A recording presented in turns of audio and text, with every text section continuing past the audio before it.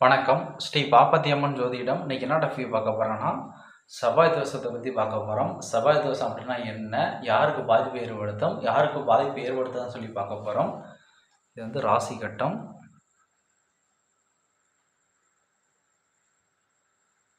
அதாவது செவ்வாய் தோஷம்.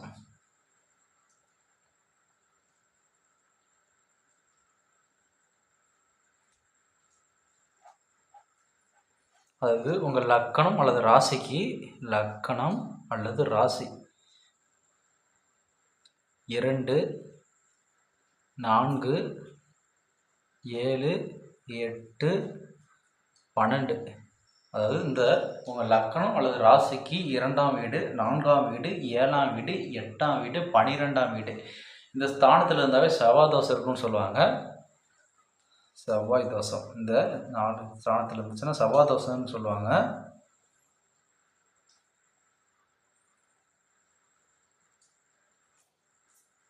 அதாவது உங்கள் ராசி அல்லது லக்கணத்துக்கு 2ஆம் இடம், 4ஆம் இடம், 7ஆம் இடம், 8ஆம் இடம், 12ஆம் இடம், இந்த ஸ்தானத்தில் செவ்வாய் இருந்தால் செவ்வாய் தோஷம் சொல்லி பயப்படுவாங்க. அதாவது செவ்வாய் தோஷம் இருந்தால் கணவருக்கு பாதிப்பு ஏற்படுத்தும், உயிருக்கு கண்டம் ஏற்படும், குடும்பத்தில் நிம்மதி இருக்காது, பொருளாதார தடை ஏற்படும், அது மாதிரி கணவன் மனைவி இருவருக்கும் இடையே தாம்பத்திய சுகத்தில் சிக்கல் ஏற்படும் சொல்லி ஏகப்பட்ட பயம் ஏற்படுத்துவாங்க.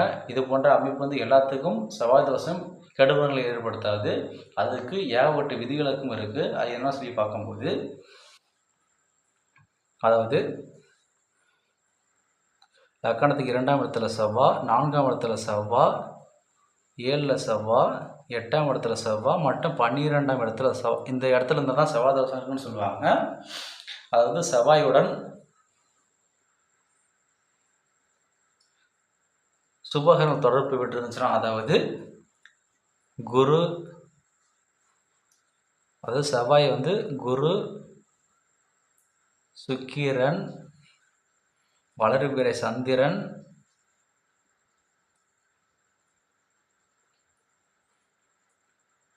அதாவது இந்த செவ்வாயை குரு, சுக்கிரன், வளர்பிறை சந்திரன் பார்த்தாலும் சரி, செயற்கை பெற்றிருந்தாலும் சரி, அவங்களுக்கு செவ்வாய் தோஷம் வேலை செய்யாது. அது வந்து நன்மையான பலன்கள் தான் செய்யும். ஒருவேளை இந்த 2ஆம் இடத்துல, 4ஆம் இடத்துல, 7ஆம் இடத்துல, 8ஆம் இடத்துல, 12ஆம் இடத்துல இவங்களுக்கு செவ்வாய் இருந்து எப்படி பாதிக்கும்னு சொல்லி பார்க்கும்போது, இந்த செவ்வாயுடன் ராகு, கேது, சனி போன்ற பாவ கிரகங்கள் சம்மந்தப்படும் போது அவர்களுக்கு பாதிப்பு ஏற்படுத்தும். ஏன்னா இந்த 2, 4, 7, 8, 12ஆம் இடத்துல செவ்வாய் வந்து பாவத்தம் அடையும் போது அவங்களுக்கு கன்ஃபார்ம் வந்து செவ்வாய் தசை வரக்கூடிய காலகட்டத்தில் மட்டும்தான் அவங்களுக்கு பாதிப்பு ஏற்படுத்தும். அதாவது குடும்பத்தில் சண்டை சச்சரவு, கணவன் மனைவிக்கும் இடையே பிரிவினை, தாமதத்தை குறைபாடு, பொருளாதார தடையை போன்ற பல சிக்கல்களை ஏற்படுத்தும். செவ்வாய் சுபத்துவமாக இருக்கும்போது எந்த ஒரு தோஷத்தையும் ஏற்படுத்துவதில்லை. எனவே ஒருத்தருக்கு செவ்வாய் தோஷம் இருந்தால் செவ்வாய் தோஷம் உள்ள பொண்ணை தான் கல்யாணம் பண்ணணும், செவ்வாய் தோஷம் உள்ள மாப்பிள்ளை தான் கல்யாணம் பண்ண சொல்லி அவசியம் இல்லை. எனவே அதற்கு செவ்வாய் தோஷத்திற்கு 100க்கும் மேற்பட்ட விதிவிலக்கு இருக்குது. எனவே செவ்வாய் தோஷம் இருந்தால் ரொம்ப பயப்பட தேவையில்லை. குறிப்பாக செவ்வாய் தோஷம் இருந்தாலும் பாதிக்கக்கூடிய அமைப்பில் இருந்தாலும் சரி, அவருக்கு இந்த செவ்வாய் தசை நடக்கக்கூடிய காலகட்டத்தில் மட்டும்தான் வேலை செய்யும். இல்லாட்டினா அந்த செவ்வாய் தோஷம் வேலையை செய்யாது. ஒருவேளை ஒருவருக்கு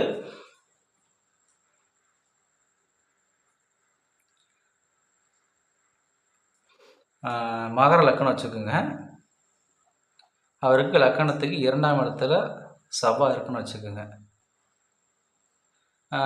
அடுத்தது செவ்வாய் வந்து பாவத்தமாக இருக்கார், கூட சனி இருக்கார், ராகு இருக்கார், இங்கே கேது இருக்காருன்னு வச்சுக்கோங்க. இவர் வந்து பிறக்கும் போதே என்ன ராசி வைக்கலாம்னு பார்த்தீங்கன்னா, ஒரு திருவோண நட்சத்திரம் பிறக்கணும்னு வச்சுக்கோங்க. அதாவது திருவோண நட்சத்திரம் மகர ராசியில் பிறக்கணும்னு வச்சுக்கோங்க. திருவோண நட்சத்திரம், திருவோண நட்சத்திரம் இருப்பு எவ்வளோன்னு சொல்லி பார்க்கும்போது அவங்களுக்கு திருவோண நட்சத்திரம் பார்த்தாங்கன்னா முதல் தசையாக சந்திர தசை வரும். எனவே சந்திர தசை இருப்பு வந்து ஒரு 5 வருடம் வச்சுக்குவோம். அடுத்து செவ்வாய் தசை வந்து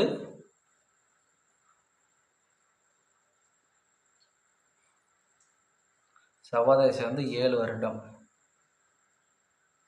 அதுக்கப்புறமேட்டுக்கு 5, 7, 12 வருடம் வரலும் செவ்வாய் தசை முடிஞ்சு போயிடுது. அடுத்து ராகு தசை. ராகு தசை 18 வருஷம் நடக்கும். இவருக்கு கிட்டத்தட்ட ஒரு 30 வயசுலமே அடுத்து ராகு தசை வருது. இவருக்கு வந்து செவ்வாய் தசை பாதிக்குமான்னு சொல்லி பார்க்கும்போது, இவருக்கு வந்து 2ல செவ்வாய் இருக்குது. ஆனால் செவ்வாய் தசை பாதிக்காது. அடுத்து வரக்கூடிய இவர் வந்து அடுத்தது பிறக்கவே சந்திரத்தில் பார்க்க வச்சுக்கோங்க. அடுத்தது சந்திரனுக்கு அடுத்து செவ்வாய் தசை 7 வருஷம். அடுத்தது ராகு தசை வந்து ராகு கூட சனி, செவ்வாய், ராகு போன்ற பாவகங்கள் சம்மந்தப்படும் போது அவர்களுக்கு கன்ஃபார்ம் குடும்பஸ்தானத்தில் இருக்கிறனால குடும்பத்தில் சிக்கல்கள், திருமணம் அவர்கள் தடை தாமதம் ஏற்படும். கிட்டத்தட்ட இவருக்கு வந்து ஒரு 30 வயசு மேலே திருமணம் நடக்கும். அன்னவரில் ஏற்பட்ட சிக்கல், பிரச்சனை, வில்லங்கம் ஏற்படும். ஏன்னா இது போன்ற அமைப்பு இருந்தால் தான் அவங்களுக்கு வந்து இந்த செவ்வாய் தோஷம் சரி, ராகு தோஷம் சரி வேலை செய்யும். ஒருவேளை பாதிக்காத நிலைன்னு சொல்லி பார்க்கும்போது, இன்னொரு உதாரணத்துக்கு எப்படி போகலான்னு சொல்லி பார்க்கும்போது, இவங்க வந்து ஒரு மிதுன லக்கணத்தில் பிறக்கான்னு வச்சுக்கோங்க.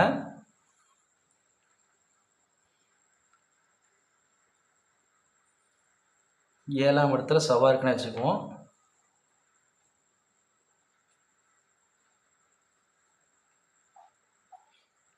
இந்த செவ்வாய் கூட ராகு, கேது போன்ற பாவர்கள் சம்மந்தப்படுது. சனியை பார்க்குதுன்னு வச்சுக்கோங்க லக்கணத்துலேருந்து. இல்லாட்டினா 3ஆம் பார்வையாக சனி பார்க்குறான்னு வச்சுக்கோங்க.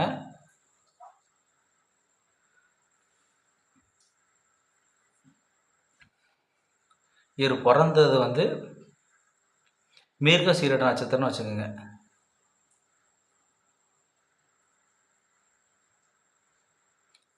இவர் வந்து மிருகசீரிட நட்சத்திரத்தில் பிறக்கும்போது பிறந்த உடனே செவ்வாய் தசை தான் நடக்கும். எனவே இவருக்கு வந்து செவ்வாய் தசை என்ன பண்ணுன்னா, இளமை காலத்தில் அவங்க பெற்றோர்களும் சரி, குழந்தைக்கு சரி உடல் பாதிப்பு, பிரச்சனை, வில்லங்கம் ஏற்பட்டிருக்கும். அதாவது பெற்றோர்களை வந்து கஷ்டப்படுத்தியிருக்கும். ஆனால் செவ்வாய் தோஷம் இளமையிலேயே நடந்து முடிக்கிறதுனால இவங்களுக்கு செவ்வாய் தோஷம் 7 இருந்தாலும் பெரிய அளவு பாதிப்பு ஏற்படுத்தாது. ஏன்னா இளமையில் இந்த செவ்வாய் தோஷம் முடிகிறதுனால எந்த ஒரு பிரச்சனையும் ஏற்படாது இவங்களுக்கு. ஏன்னா திருப்பி திருமண காலகட்டத்திற்கு இந்த செவ்வாய் தோஷம் வர்றதில்ல. அதனால் ஒன்றும் பிரச்சனை இல்லை. இது போன்று செவ்வாய் தோஷம் இருந்தாலும் சரி, அவங்களுக்கு திருமணத்துக்கு முன்னாடி அது சின்ன வயசுல செவ்வாய் தசை முடிஞ்சு போனாலும் சரி, அல்லது ஒரு திருமணம் ஆகி ஒரு 30-40 வருஷம் கழித்து வந்தாலும் சரி, அதாவது 20-30 வருஷம் கழித்து வந்தாலும் சரி, அது வந்து குடும்பத்தில் பெரிய அளவு பாதிப்பு ஏற்படுத்தாது. ஏன்னா அதுக்கு மேலே அவங்களுக்கு ஒரு 30 வயசாக கல்யாணம் பண்ணுறாங்கன்னா இன்னொரு 30 வருஷம் கழித்து வரும்போது 60 வயசுக்கு மேலே எந்த ஒரு பிரச்சனையும் ஏற்படுத்தாது. அது மேலே சண்டை வந்தாலும் பெரிய அளவு பிரச்சனை ஏற்படுத்தாது. எனவே ஒருத்தங்களுக்கு 2, 4, 7, 8, 12ஆம் இடத்துல செவ்வாய் இருந்தாலும் செவ்வாய் தோஷம்னு பயப்பட தேவையில்லை. அவங்களுக்கு வந்து அந்த செவ்வாயோட சுபத்துவம், அதாவது செவ்வாயோட குரு, சுக்கிரன், வளர்பிறை சந்திரன் பார்த்தாலும் சரி, சேர்க்கை பெற்றிருந்தாலும் சரி, அவங்களுக்கு இந்த செவ்வாய் வந்து மிகப்பெரிய யோகம் செய்யும். அவங்களுக்கு குறிப்பாக திருமண காலகட்டத்தின் போது செவ்வாய் தசை நடக்கும்போது நல்லா வீடு வாங்கக்கூடிய அமைப்பு ஏற்படும், நிலம் வாங்கக்கூடிய அமைப்பு ஏற்படும், ஏகப்பட்ட யோகத்தை செய்யும். எனவே இந்த செவ்வாயுடன் ராகு, கேது, சனி போன்ற பாவகங்கள் தொடர்பு பெற்று பாவத்தமாக இருக்கும்போது மட்டுமே அந்த செவ்வாய் தோஷம் கடுமையான பலன்களை செய்யும். கணவன் மனைவிக்கு இடையே பிரச்சனை, பிரிவினை ஏற்படும், தாம்பத்திய குறைபாடு ஏற்படும். எனவே உங்களுக்கு செவ்வாய் தோஷம் இருக்குன்னு சொல்லி பயப்பட தேவையில்லை. அதாவது ஒருவருக்கு 2, 4, 7, 8, 12ஆம் இடத்துல செவ்வாய் இருந்தாலும் அது சுபத்துவமாக இருந்துச்சுன்னா செவ்வாய் இல்லாத பொண்ணையே கல்யாணம் பண்ணலாம், பையனை கல்யாணம் பண்ணலாம்.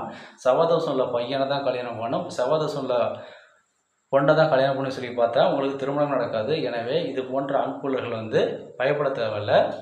அதாவது செவ்வாய் சுபத்துவமாக இருந்துச்சுன்னா எந்த ஒரு பிரச்சனை கிடையாது. அது யோகம் தான் செய்யும், தோஷத்தை ஏற்படுத்தாது. செவ்வாய் பாவத்துவமாக இருந்தாலும் சரி, உங்களுக்கு இளமையிலே செவ்வாய் தசை நடந்து முடிஞ்சாலும் சரி, அல்லது ஒரு திருமணம் ஆகி ஒரு 30, 20, 30 வருஷத்துக்கு பிறகு செவ்வாய் தசை வந்தாலும் சரி, பெரிய அளவு பாதிப்பு ஏற்படுத்தாது.